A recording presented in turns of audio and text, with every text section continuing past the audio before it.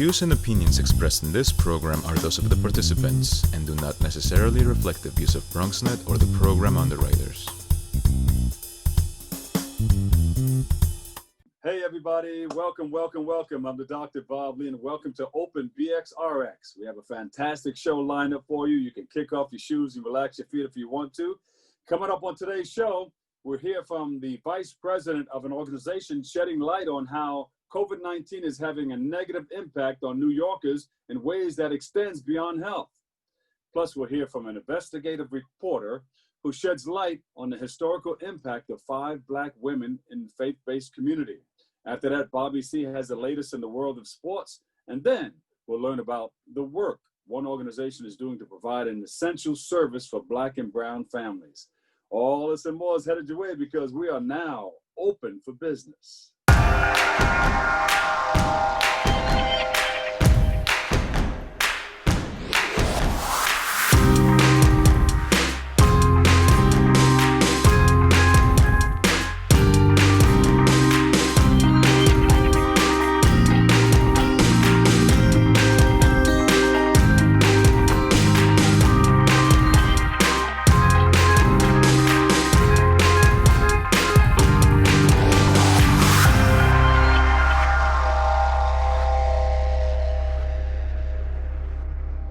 Hello, everyone. I'm your host, Doc Bob Lee, and you're watching Open. It's the live and direct program that brings the Bronx and New York City straight to your TV set. You can stay connected to us through social media at BronxNet TV.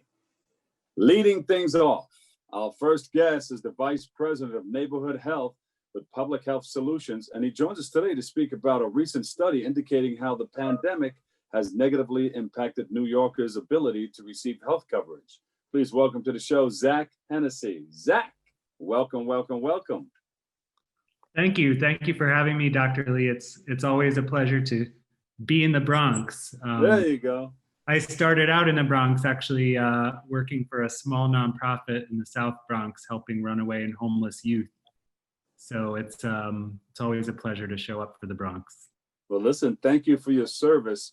Tell us about the connection between the Neighborhood Health Plan and the Public Health Solutions.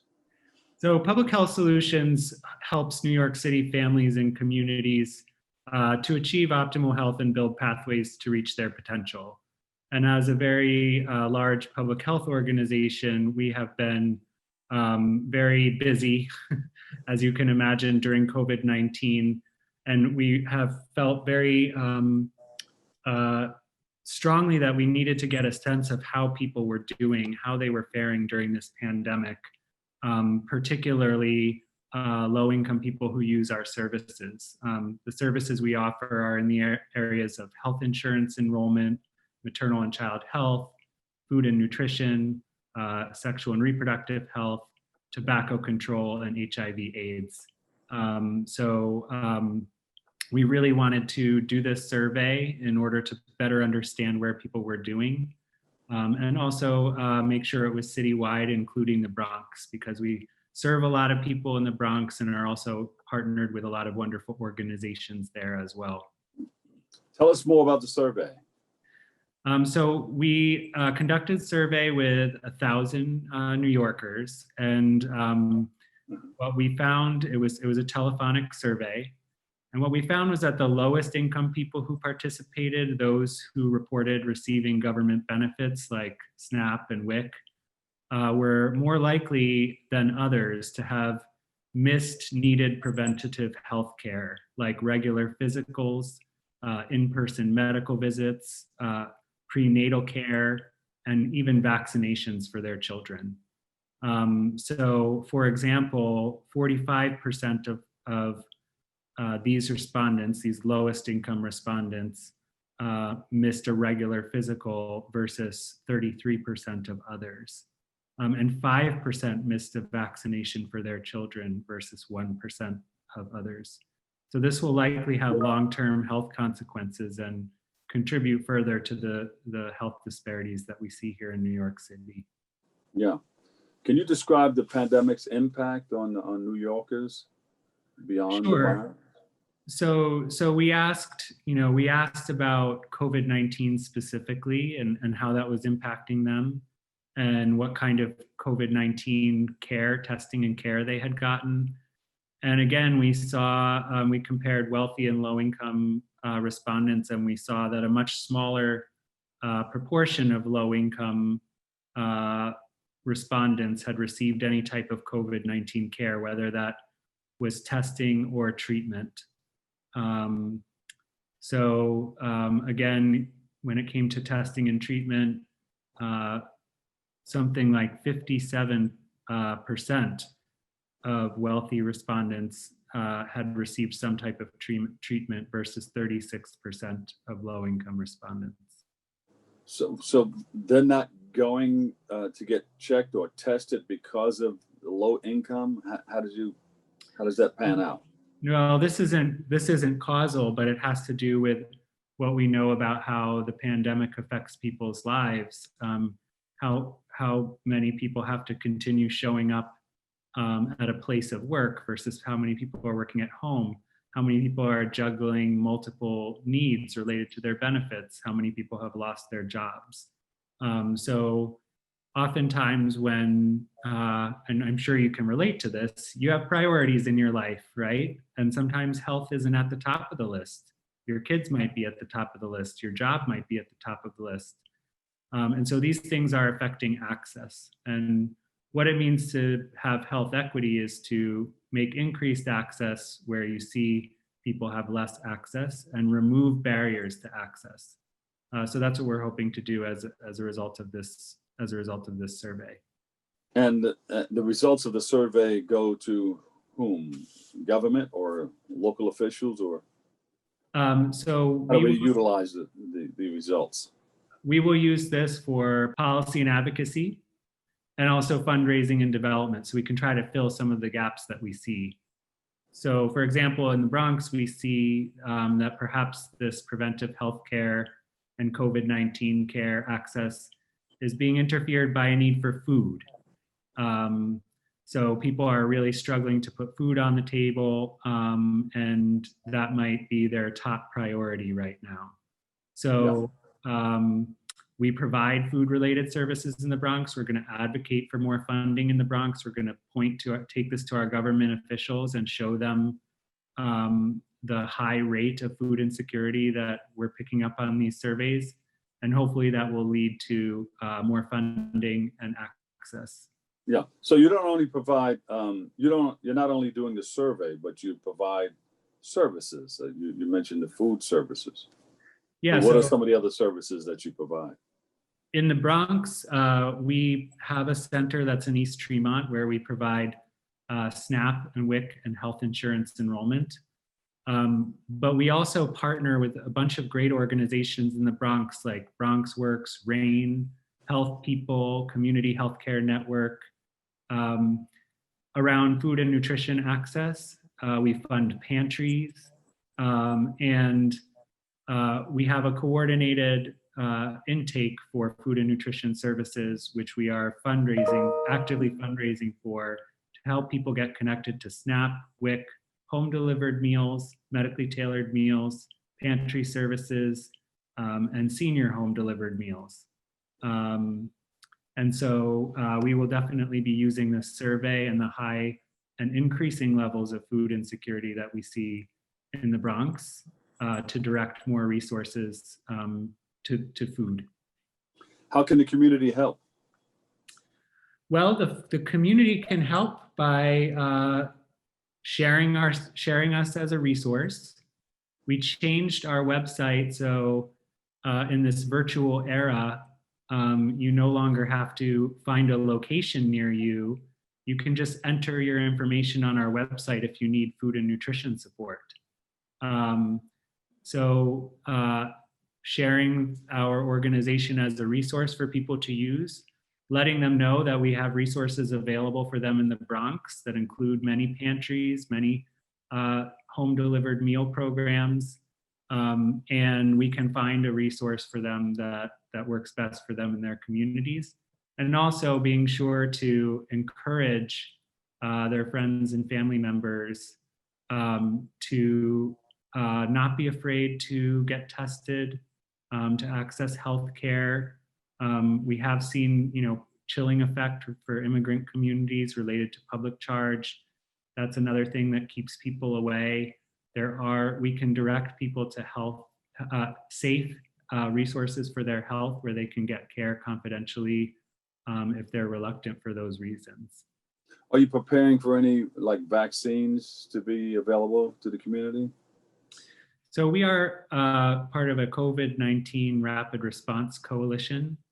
And as a part of that coalition, that includes health systems, managed care organizations, and community-based organizations. We are all gearing up for what this vaccine distribution plan will be. We will follow the direction of our state and city officials, of course, but in the meantime, there are things that community-based organizations can do. If we are giving a presentation on that in December on what community-based organizations and healthcare providers can do to prepare for the vaccine. So if any organization wants to join, they can certainly get in touch with us and we'll sign them up for that coalition. Thank you so much. Where can we go to look at some more of the information that we spoke about? www.healthsolutions.org.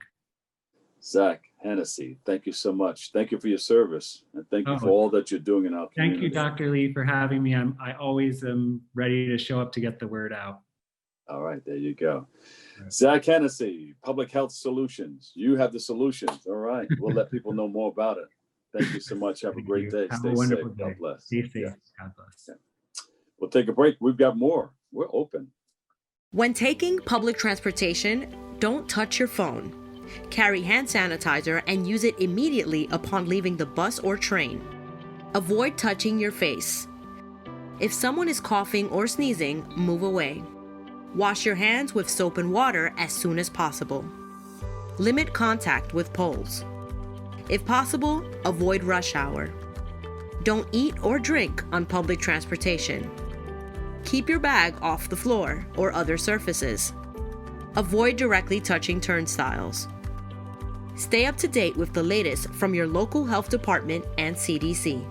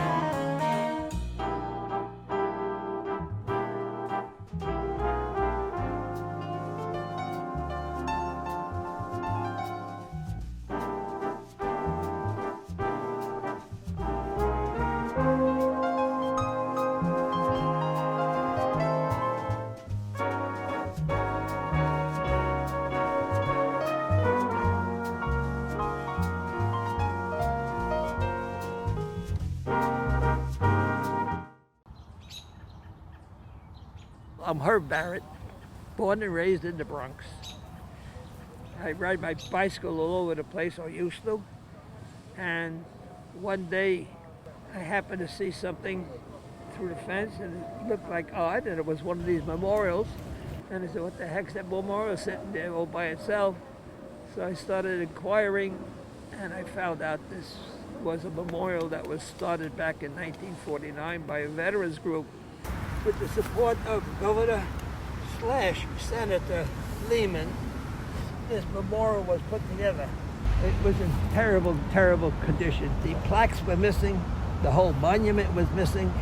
This one over here right on the front happened to be buried completely. I just happened to dig it up. And I was bothering the Parks Department and Parks Department, the community board, and local politicians carried on to restore this grove. There used to be 2 trees there and 2 or 3 monuments, and that's why I put in a row of flags to fill in the area.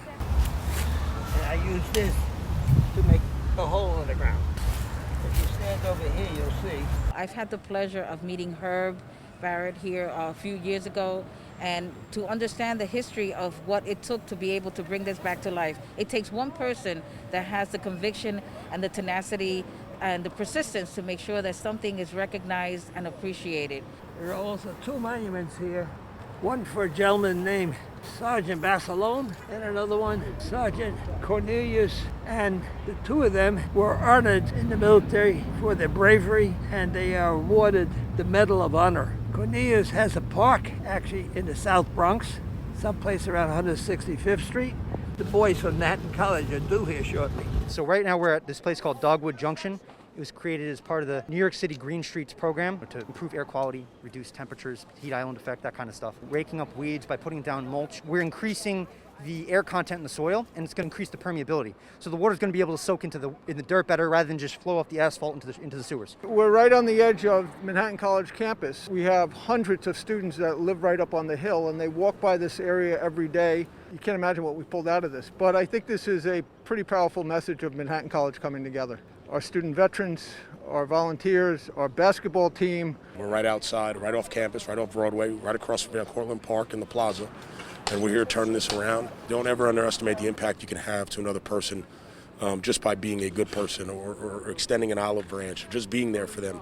It could be the littlest gesture, but in times like this, it makes all the difference. We want to really create the standard of being there for others, being a we guy, not a me guy.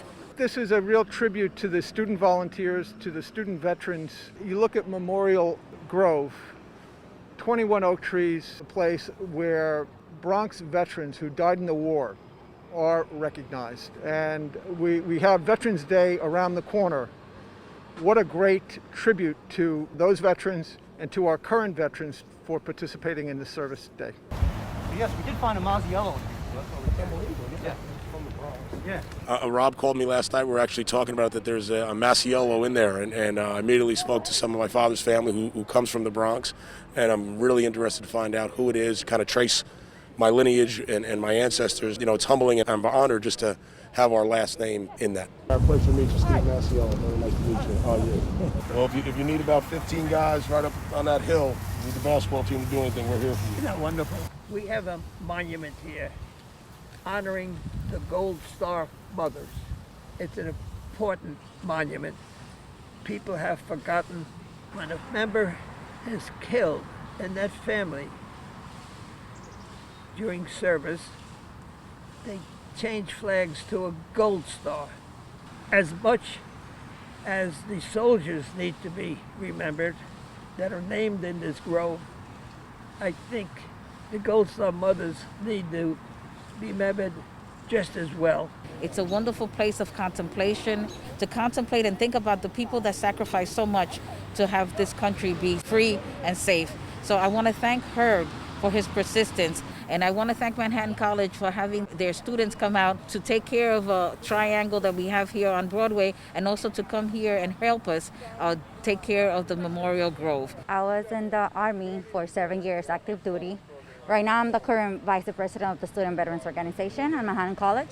I'm an electrical engineer major. I served in Afghanistan for 8 months.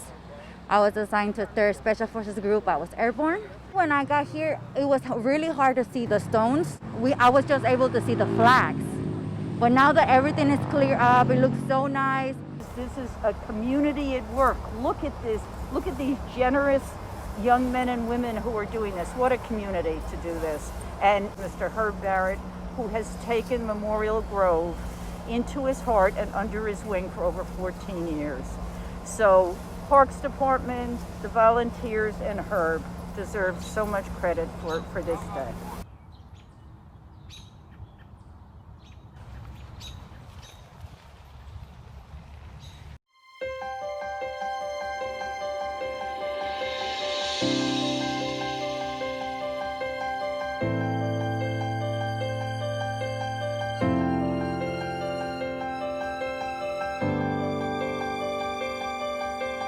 Today, November 8th, we did a ceremony here in front of Memorial Grove. That's in Van Cortlandt Park on the edge of Broadway at West 246th Street.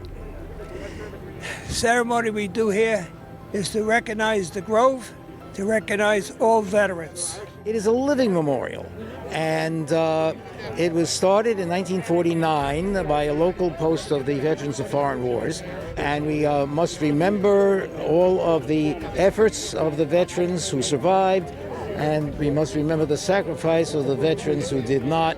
It's important that veterans be recognized, and I'm glad here. We're always glad to have people come up and recognize us as veterans, and we appreciate the folks who come up and say, hey, thank you for your service. This flag is fitting for today because it flew from World War II to the beginning of Vietnam.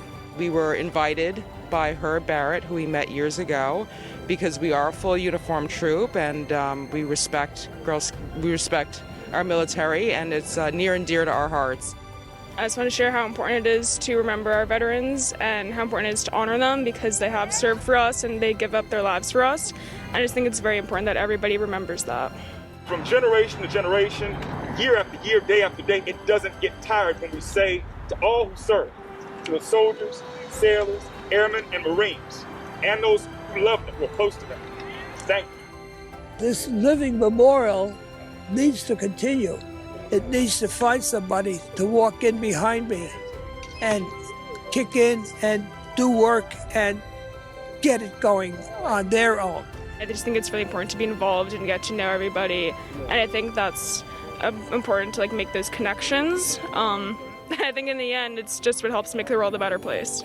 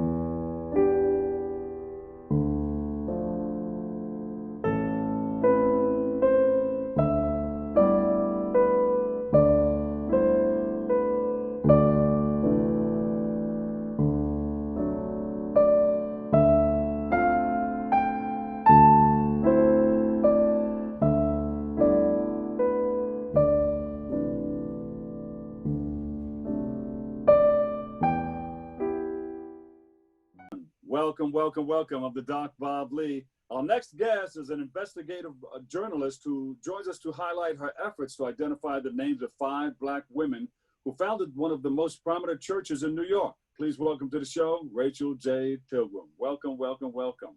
Hi, thank you for having me. Rachel, we heard about all the wonderful work that you're doing as an investigative journalist. You're putting it together, huh? Yeah, lots of searching, tons of research. Yes. Yeah. Tell us about the article that you just put out about the 5 Black women who founded the Grace Baptist Church. Right, so I just got published in the New York Times, a long worthwhile search for the 5 Black women of Grace Baptist Church.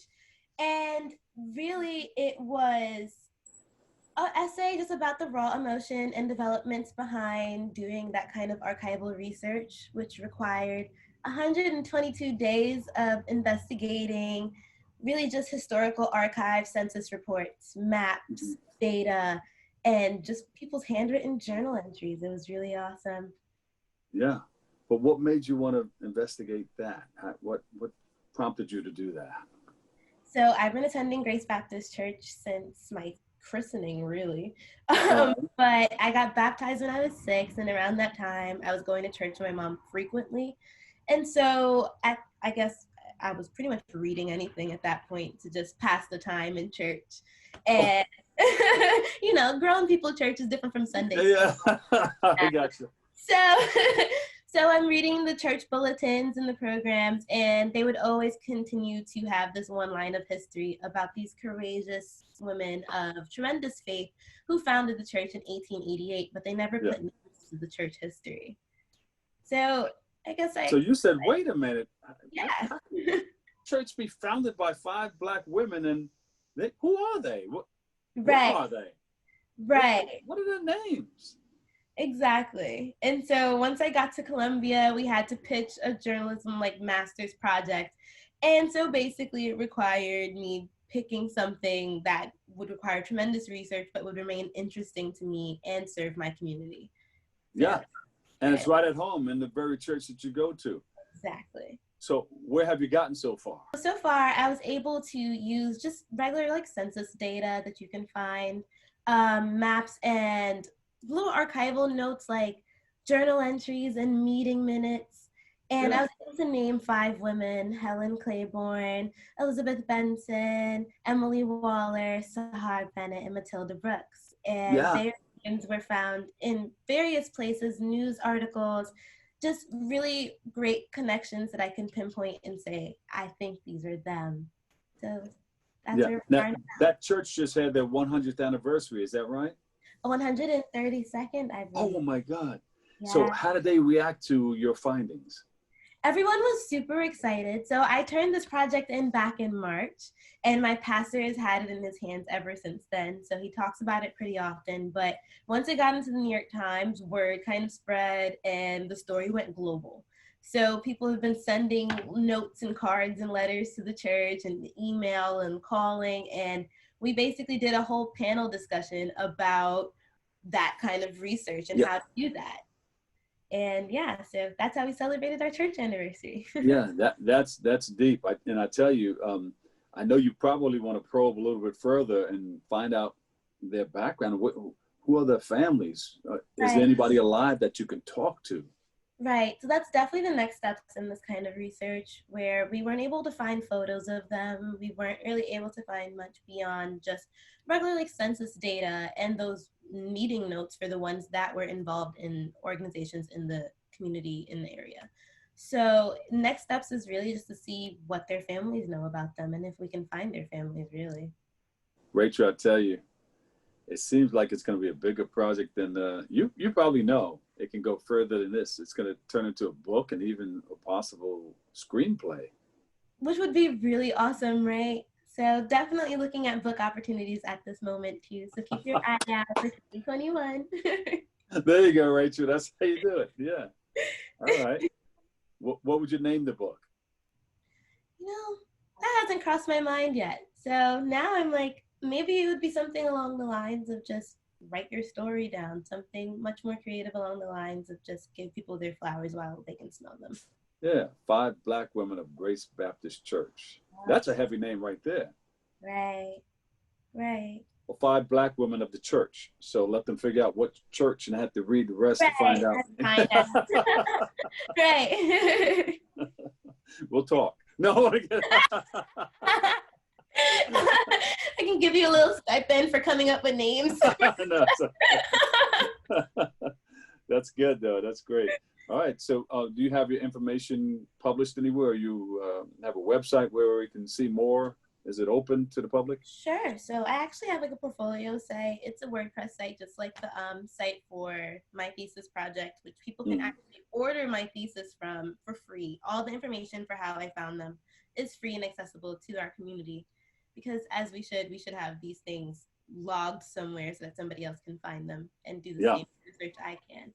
So my portfolio site is Rachel J. Pilgrim at .wordpress.com, and then my portfolio site is the 5 Women of Grace.wordpress.com, and you can find all the information there.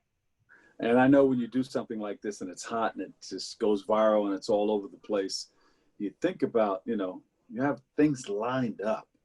This is that. This is going to be it's going to be like evergreen for a little while. And then you think about the next thing. Like people calling me now because they can hear us right now. They're calling to find out more about you, Rachel. Cool. Yeah. So definitely I'm looking forward to all the opportunities to come from this point, from just publishing. Yeah. Do you think about what's happening next? Or what do you want to do next? Or next project that you want to, because this can be a thing that's going to go on for a while. Yeah. So definitely, like you had mentioned, like looking into book topics and just trying to figure out if I want to write a book proposal and see if I can shop that around. And then as for just full-time job opportunities, like I'm just looking forward to just talking about underserved communities.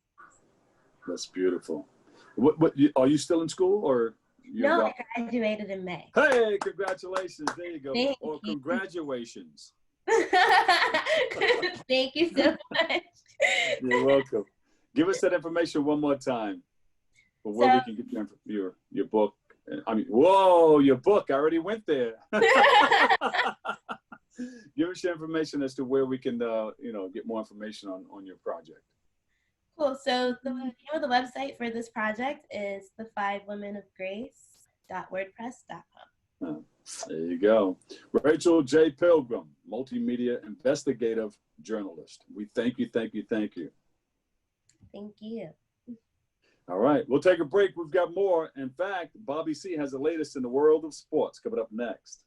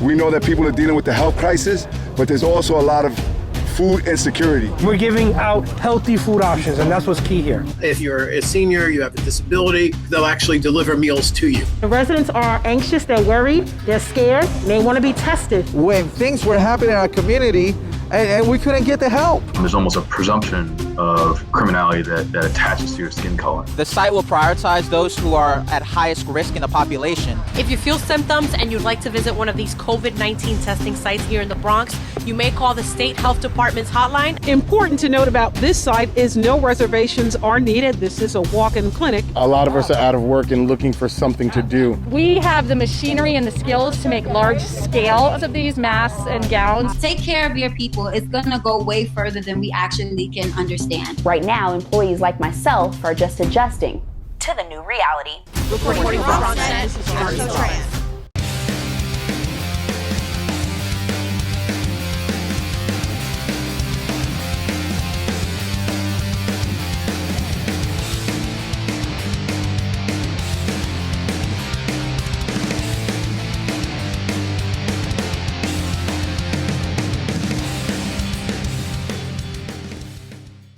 Last time on the show, we talked everything basketball with Paul Westhead. Before we show you part 2 of that interview, let's catch up with another all-time great coach, Rick Pitino, on his new post at Iona College. Probably more excited today than any period of my life because it's a totally different experience, but it's back home. It's where I grew up. I spent a lot of time in Westchester when I was the New York Knicks coach. I lived in Armonk and Bedford. And I'm probably more pumped up today than any time in the past because the one thing about Iona College, it's a small, charming little campus that every single coach that has coached here has had 2 things that really stick out from going back to Jim Valvano. Every coach has had great success, and every coach has moved on to greener pastures, so to speak, up the level of that ladder to a bigger conference. Well, I'm working in reverse. I'm ending my career at a place that for me it's all about teaching. It's all about being part of an academic community. And the people I've met here at the Iona College campus, and it's not many, to be honest with you, because of COVID, but people I've met, the alumni I've met, are so dedicated and loyal to Iona College that it's been a unique experience for me. And I'm very, very proud to be their head coach. The MAC is a group of coaches that can flat out coach the game. I know quite a few of them. And it just takes better scheduling and wins with better scheduling to get more than one team in the tournament. So I'm very honored to be the coach at Iona, to be part of the MAC.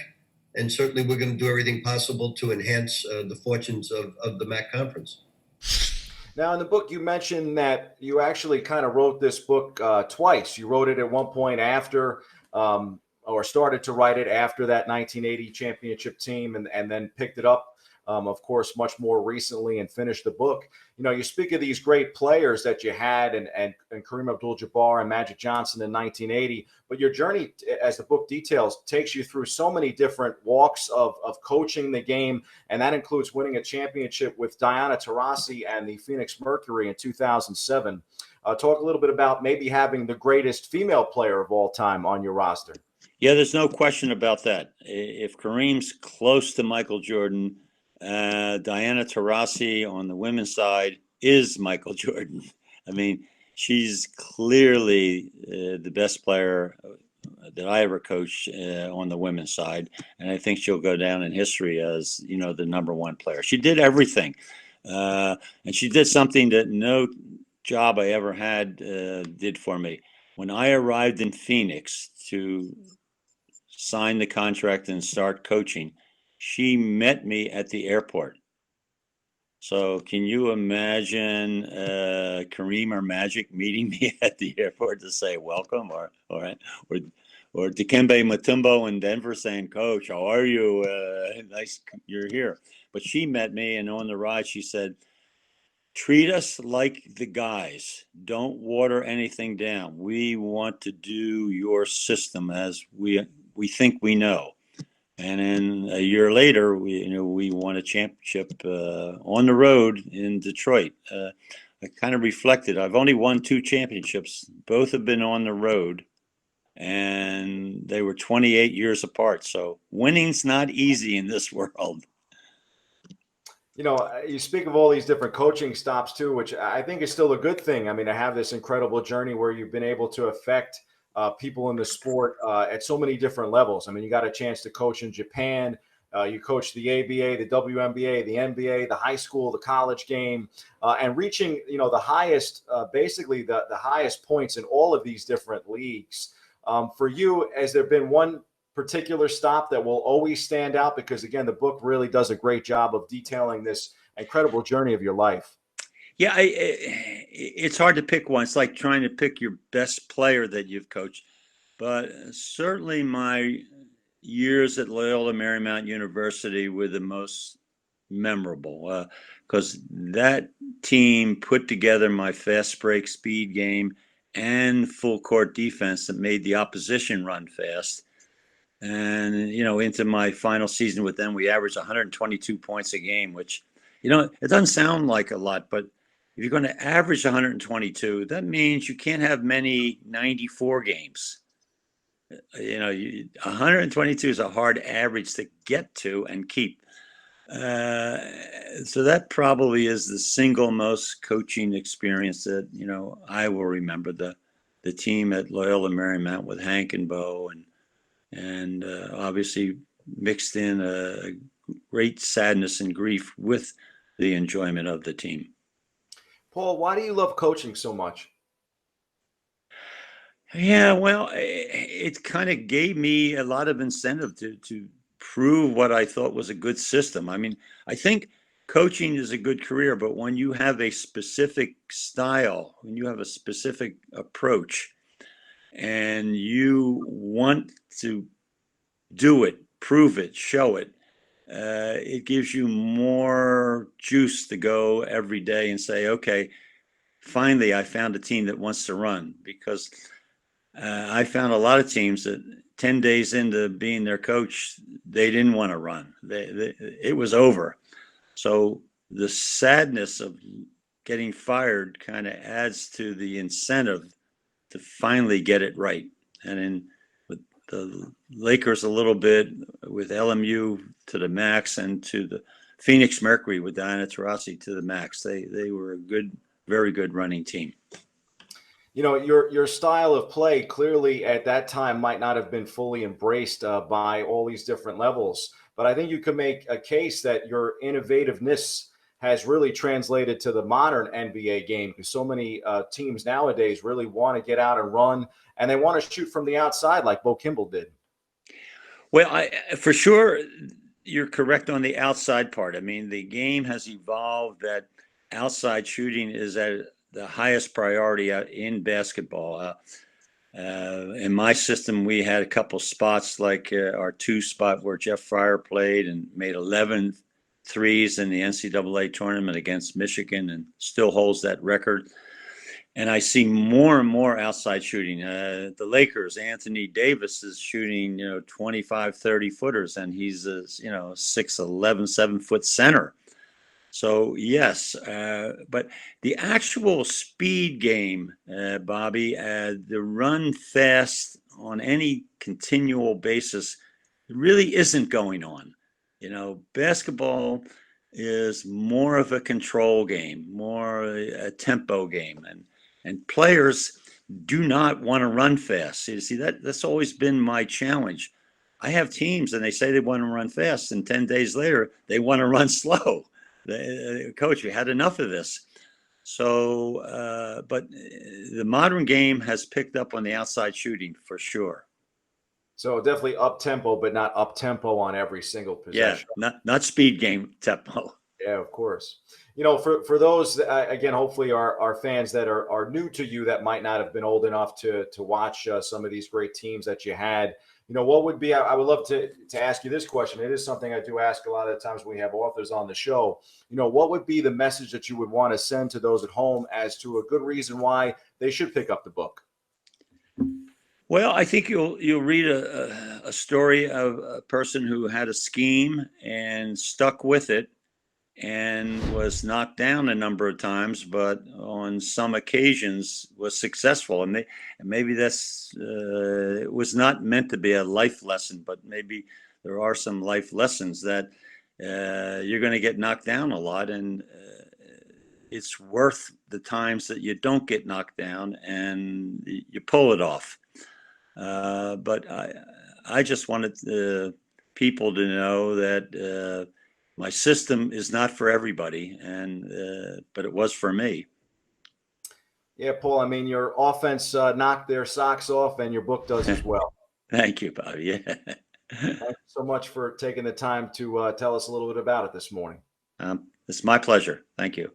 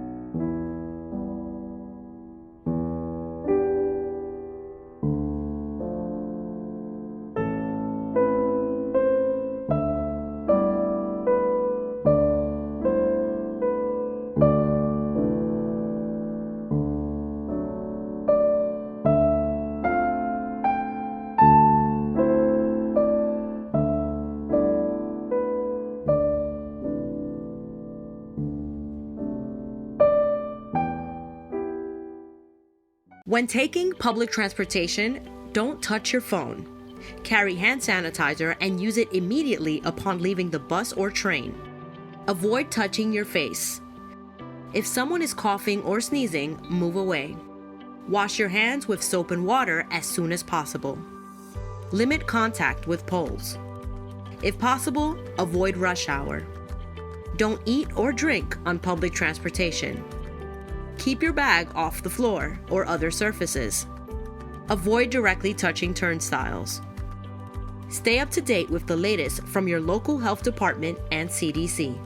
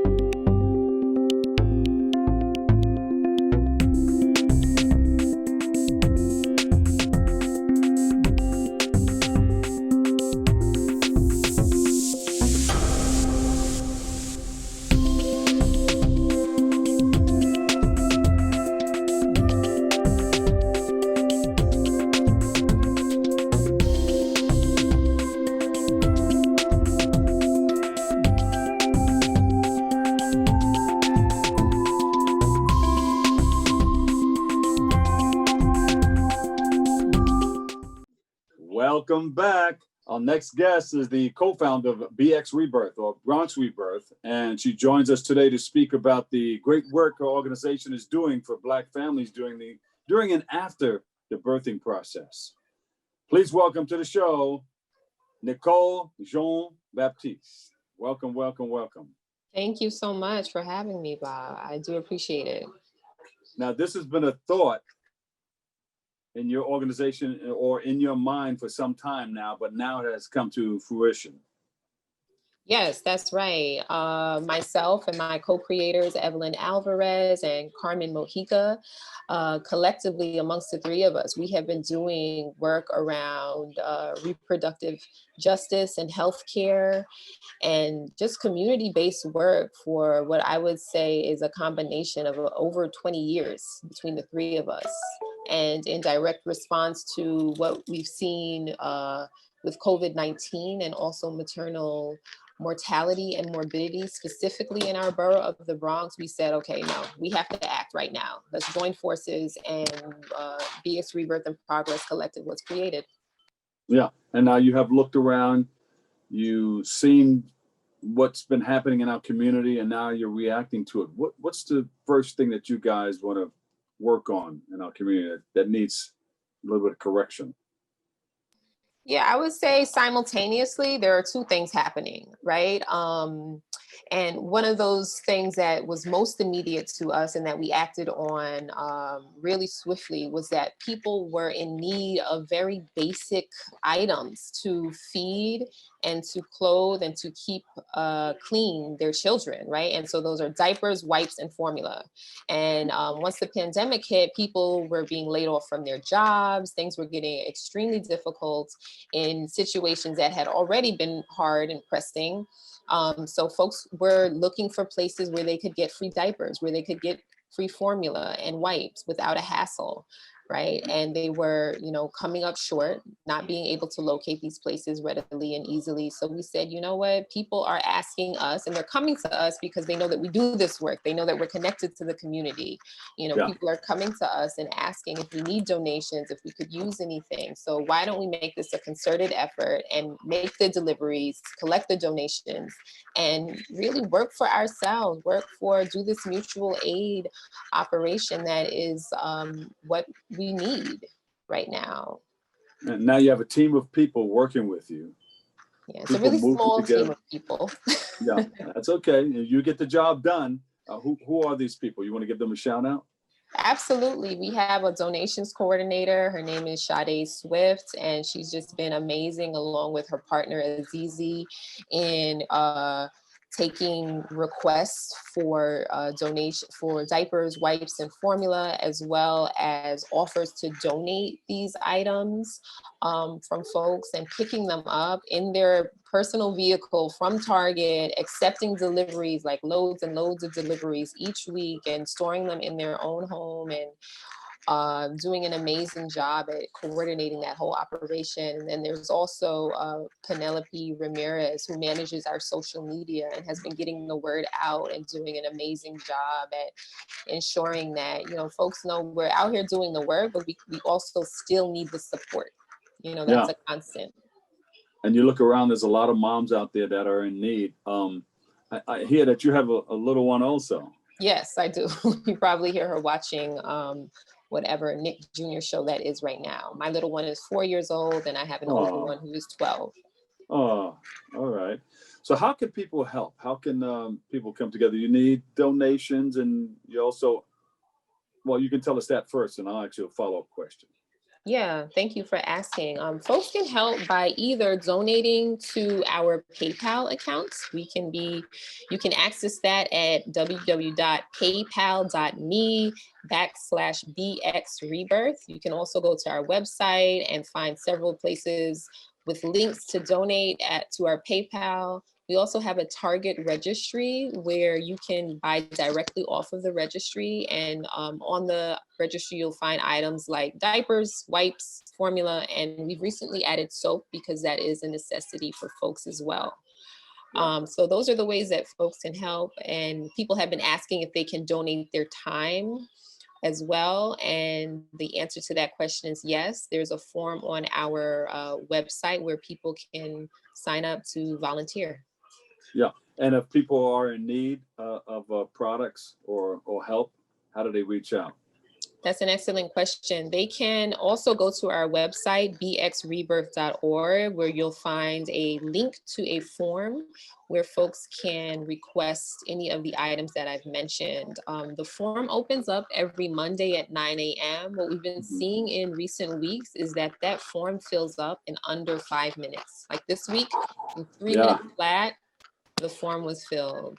And I mean, it speaks to the immense need that's here in the Bronx. Yeah. Yeah. And how do you function with COVID-19 as a pandemic? In terms of fulfilling the operation, in terms of fulfilling the mission, one of the things that we've seen is that it's increasingly difficult for folks to get out of their houses, especially if they have children, and access to childcare has been reduced. So it was really important for us to make door-to-door deliveries, especially when things first started and the weather was still cold. So we were doing door-to-door drop-offs, right? So from our location, we were bringing it directly to your doorstep, just leaving it there, contactless, and here you go. Thank you for reaching out. Recently, though, with the warmer weather, we've set up a pickup site. So if folks' request was received in time, they were notified of the location from which to pick it up. And we exercise, strict safety protocols, mask wearing, hand washing, hand sanitizer, all of that good stuff. And we actually recently received a donation from the New York City Department of Health of over like 3,000 masks. So we're going to be handing those out to people as well. There you go. All right. So you're in it. What do you look forward to? Where do you want this to go from here? Oh man, what do we look forward to? I haven't spoken too much about the doula services that we offer, but we offer direct support to pregnant people in the Bronx. We are specifically and intentionally centering Black pregnant folks living here because we know that the statistics are that Black people living in New York City are 8 times more likely to experience a birth-related fatality when they are pregnant and wanting to give birth.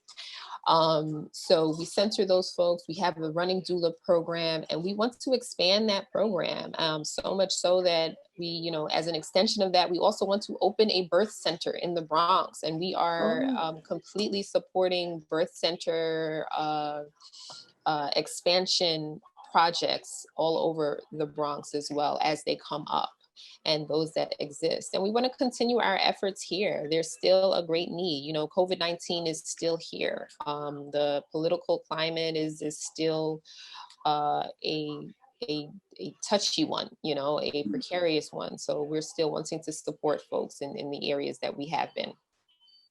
And you can go to your website, bxrebirth.org. Yes. Yep, bxrebirth.org to check out what we're doing, to find out, any resources that I've mentioned today. All right. Thank you so much. Thank you. All right. And we really appreciate you. Nicole Jean-Baptiste, co-founder, Bx Rebirth. We appreciate you. Appreciate you as well. And with all good things must come to an end. Continue doing the work that you're doing because we're with you 100%. People who are doing great things in our community, we love you and we thank you for it. Oh, thank you so much. The love is received, it's felt, and we appreciate it. Yeah.